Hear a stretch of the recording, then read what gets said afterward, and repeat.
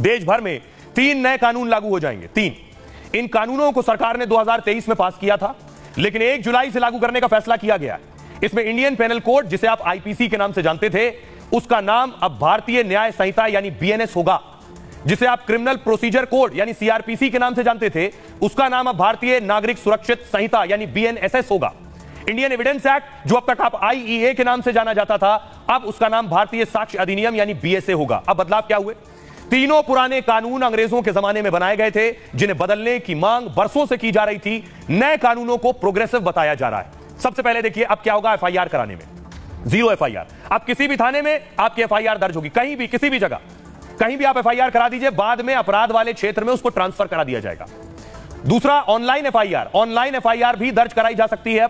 पहले कानून में इसका प्रावधान नहीं था, अब कानून में प्रावधान है। ऑनलाइन केस होंगे। 2027 तक सभी कोर्ट ऑनलाइन हो जाएंगे।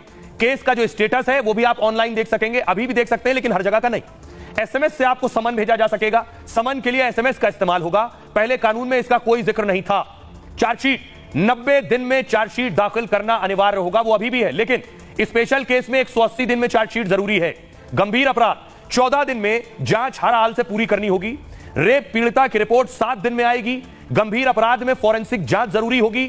7 साल की सजा वाले अपराध गंभीर अपराध की श्रेणी में आएंगे। 7 साल और उससे ऊपर की जिनमें सजाएं हैं वो गंभीर अपराध माने जाएंगे। 45 दिन में फैसला।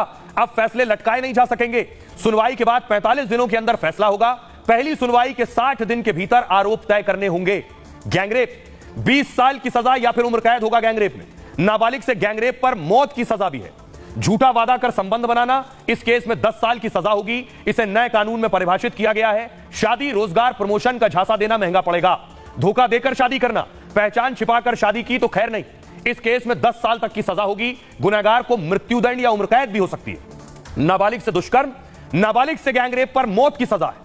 दहेज हत्या पर नए कानून में दहेज हत्या परिभाषित है। 7 साल से आजीवन कारावास तक की सजा हो सकती है। मॉब लिंचिंग, पीट पीट कर मारना, दोषी को मौत की सजा भी इसमें हो सकती है। कम से कम 7 साल की सजा और जुर्माना होगा। राजद्रोह नहीं, देशद्रोह। राजद्रोह की जगह देशद्रोह कानून होगा और देश के खिलाफ बोलने पर यह देशद्रोह लगेगा।